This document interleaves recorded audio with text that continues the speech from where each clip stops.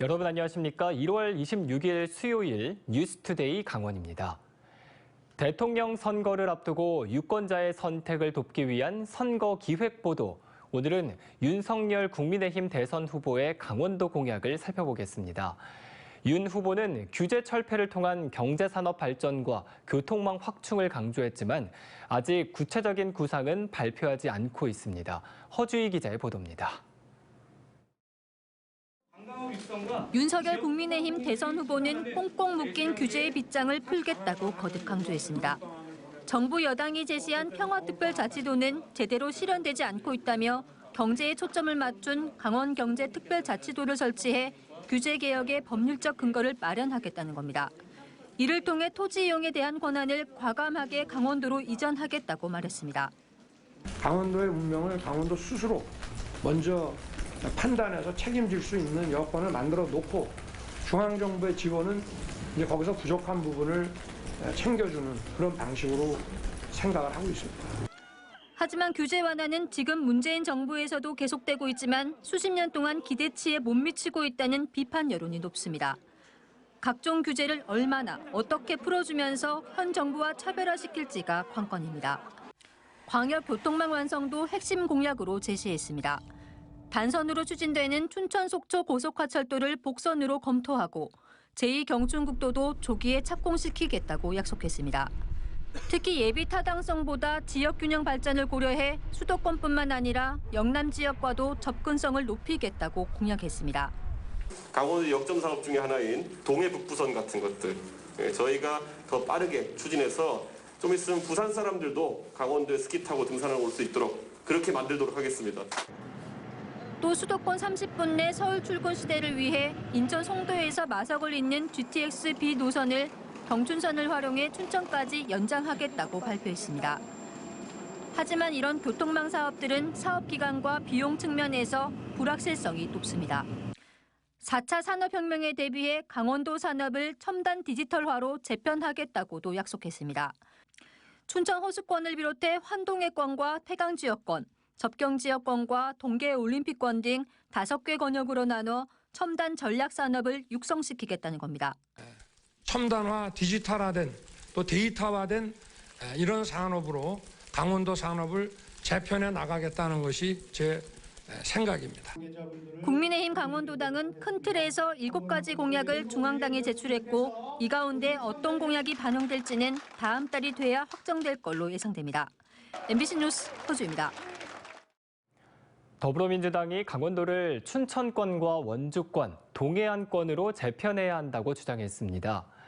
이재명 후보 직속 균형발전위원회는 강원특별자치도가 실현되면 강원도를 강릉과 속초를 주축으로 하는 동해안권과 춘천권, 원주권 등 3극 체제로 구조를 재편하고 국가의 지원을 체계화해 성장 전략을 마련해야 한다고 밝혔습니다.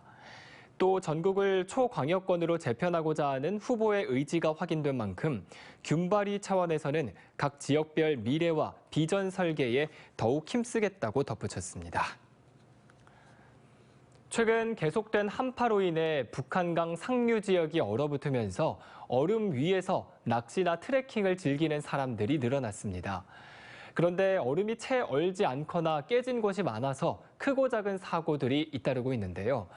최근 3년간 강원도에서 발생한 겨울철 순환 사고만 해도 230여 건에 달합니다. 이승현 기자입니다.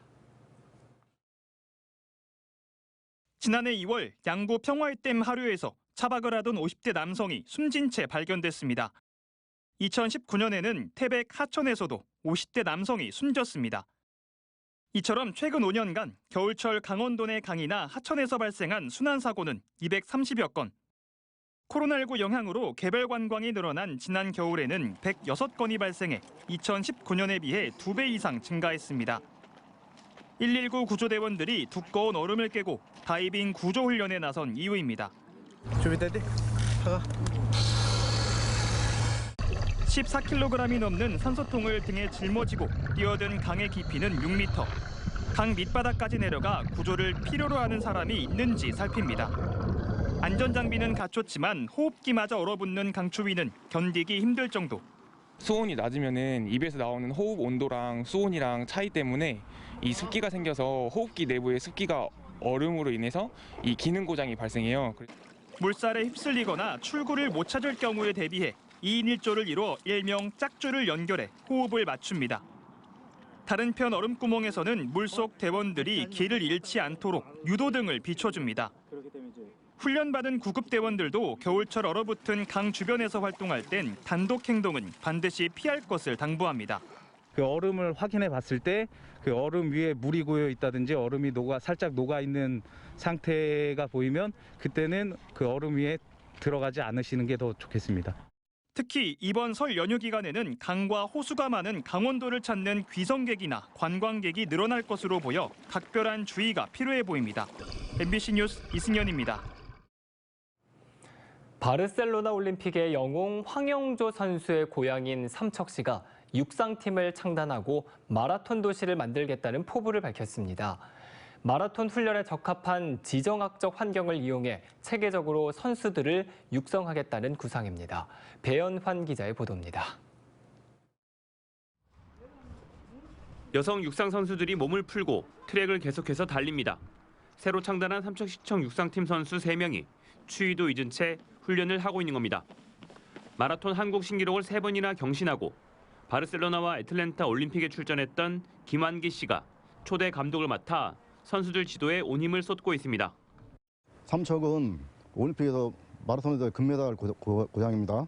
그러다 보니까 책임도 막중하고 과학적인 훈련 또 세계적인 쪽으로 해서 흐름 자체 그런 걸 파악을 해서 그런 식으로 한다 보면 충분히 좋은 성과를 낼 수 있다고 생각합니다. 창단팀에서 뛰게 된 선수들도 남다른 각오로 의지를 다지고 있습니다. 새로 창단된 팀에 입단하게 된 만큼 열심히 해서 좋은 성과를 거두길 노력하겠습니다.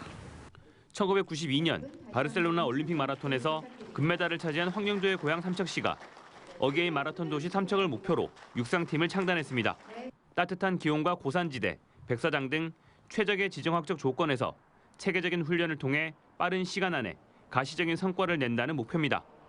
삼척 출신 황영조 감독도 육상팀 창단 소식을 듣고 직접 찾아와 격려를 아끼지 않았습니다. 제 고향 삼척에서 이렇게 팀이 창단됐는데 그냥 존재만으로도 중요하겠지만 선수들이 열심히 해줘가지고 우리 삼척을 또 크게 알릴 수 있는 그런 좋은 팀이 됐으면. 삼척시청 육상팀은 현재 3명의 선수단에 더해 올해 안에 우수 선수 1명을 추가 영입할 계획입니다. MBC 뉴스 배연환입니다. 2022 베이징 겨울올림픽이 이제 열흘 앞으로 다가왔습니다. 평창 출신의 크로스컨트리 국가대표 이채원 선수는 6번째 올림픽 출전이라는 대기록을 눈앞에 두고 있는데요. 메달권 진입이 어려워 큰 주목은 받지 못하지만 눈 위에서 굵은 땀방울을 흘리며 아름다운 도전을 준비하고 있습니다. 조성식 기자가 만나봤습니다. 하얀 눈발이 날리는 평창 알펜시아. 4년 전 동계올림픽이 열렸던 이곳에 크로스컨트리 이채원 선수가 다시 한번 태극마크를 달고 서 있습니다. 눈밭에 포를 힘껏 찍으며 가파른 언덕을 힘차게 오르고 내리막에선 몸을 잔뜩 움츠려 속도를 높입니다. 설원의 마라톤으로 불리며 강한 체력을 요구하는 종목이지만 이 선수는 불혹의 나이에도 강도 높은 훈련을 소화하며 대회 준비에 열을 올리고 있습니다. 이제 코로나 때문에 또 이제 많이 전지훈련도 많이 못했고 또 제가 좀 이제 발목 부상이 있다 보니까 좀 예전부터 그래서 훈련할 때 많이 좀 아파갖고 그런 어려운 점이 있었습니다. 이채원 선수는 2002년 솔트레이크를 시작으로 2006년 토리노, 2010년 밴쿠버와 2014년 소치, 그리고 지난 평창에 이어 이번 베이징이 자신의 6번째 올림픽입니다. 현재 국내 올림픽 최다 출전 기록과 어깨를 나란히 하게 됩니다. 크로스컨트리 종목에선 국내 독보적인 기록을 보유하고 있고 평창 이후 은퇴를 선언하기도 했지만 이 선수는 도전을 멈출 수 없었습니다. 저한테는 좀 복이죠. 이렇게까지 6회 올림픽 출전할 수 있다는 게 정말 되게 기쁘고 또 영광스럽고 또 제가 여기까지 올 수 있다는 게 또 주변 분들이 많이 도와주셨기 때문에. 이번에 첫 올림픽 출전인 김민우 선수를 포함해 5명의 크로스컨트리 국가대표는 모두 강원 출신으로 꾸려졌습니다. 좀 많이 긴장도 되고 근데 되게 출전한다는 거에 좀 영광스럽기도 하고 좀 이게 기분이 좀 이렇게 왔다 갔다 하는 것 같아요. 뭐 부담도 많이 되고 긴장도 많이 되고 많이 설레기도 하고. 이채원 선수를 비롯한 우리 크로스컨트리 선수단은 오는 28일 국내 선수 중에 가장 먼저 베이징에 입성할 예정입니다. 이른바 비인기 종목으로 불리는 크로스컨트리. 이번 베이징에서도 메달권 진입은 쉽지 않아 보이지만 스키 전설이 보여주는 불굴의 도전은 벌써부터 올림픽 정신에 빛을 더하고 있습니다. 항상 끝날 때까지 끝난 게 아니라는 마음으로 운동을 해왔기 때문에 또 즐거운 마음으로 이제 경기를 멋지게 하고 돌아왔으면 좋겠습니다. MBC 뉴스 조성식입니다. 조선 왕조실록 의궤 오대산 사고본을 원래 자리인 평창으로 환수하는 데 대한 기대감이 커지고 있습니다.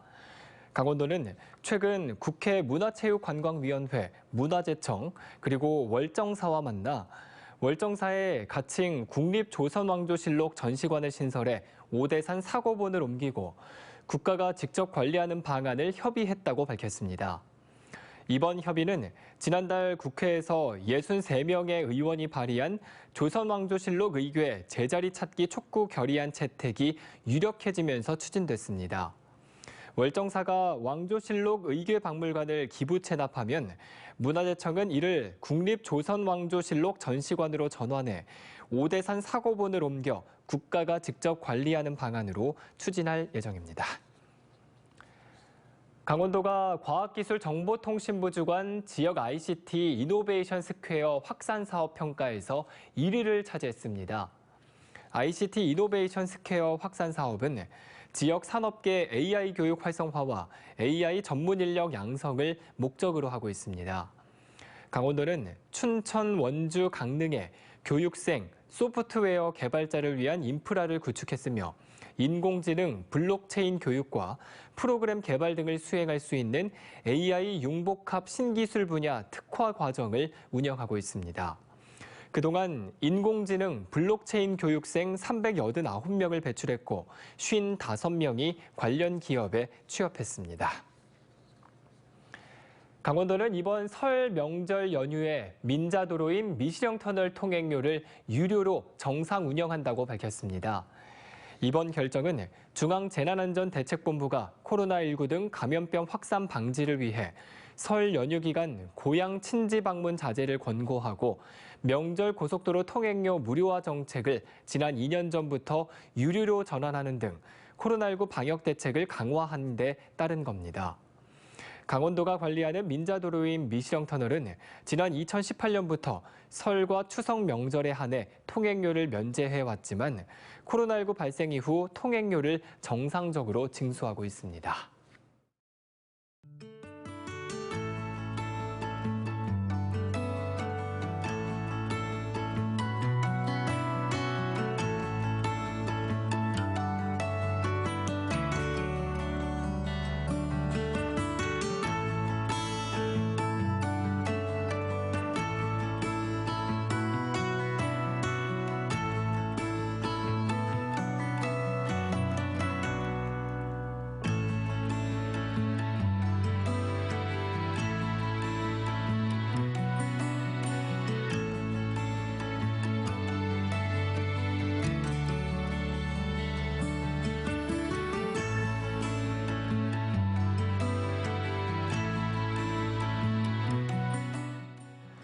강원도교육청이 학교나 교육기관에서 발생하는 성희롱, 성폭력 사안에 긴밀하게 대응하기 위해 성인지 교육팀을 강화한다고 밝혔습니다. 이를 통해 사안 발생 초기 단계부터 후속 조치와 재발 방지 대책까지 통합적으로 대응하는 체제를 갖출 계획입니다. 또 가해자가 다수이거나 중대 사안인 경우 등 자체 해결이 어려운 사안이 발생하면 강원도교육청 상급 성고충 심의위원회를 신설해 성비위 사안 처리에 책무성을 강화하기로 했습니다. 강원경찰과 한국도로공사가 고속도로 2차 사고를 막기 위한 대응 체계를 구축했습니다. 강원경찰청은 사고가 발생하면 가장 가까운 순찰차가 현장에 긴급 출동하도록 신속 대응 체계를 갖추고 하이패스 단말기에 등록된 연락처로 전화해 대피 방법을 안내하는 긴급 대피콜 제도를 운영한다고 밝혔습니다. 최근 3년간 강원도 고속도로에서는 2차 사고로 인한 사망 7건이 발생했고 이 가운데 5건은 도로 위에 정차 후 안전 조치를 하지 않거나 탑승자가 대피하지 않아서 발생했습니다. 코로나19 장기화에도 불구하고 춘천 시민의 행복도 평균 점수는 소폭 상승한 것으로 조사됐습니다.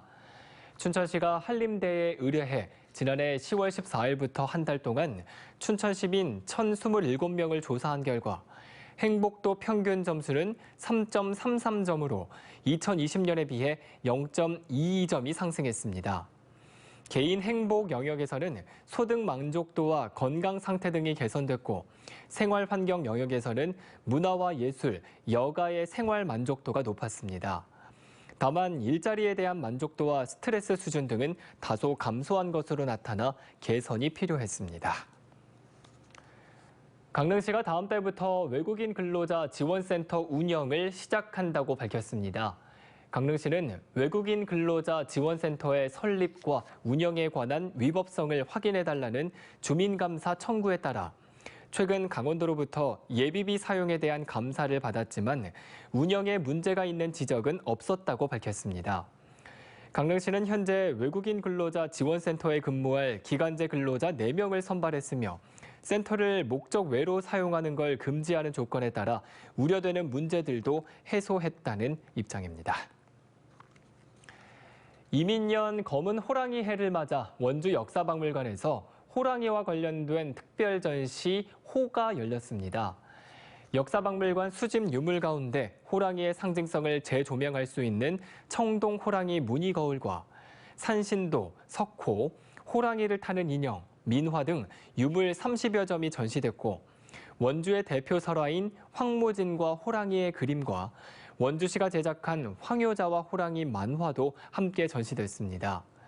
전시는 3월 27일까지 계속되며 호랑이와 사진을 찍을 수 있는 AR 호랑이 체험과 호랑이 달력 만들기 등의 체험 행사들도 진행될 예정입니다. 해양수산부가 올해 근해어선 감척 계획을 수립하고 어민들의 신청을 받습니다.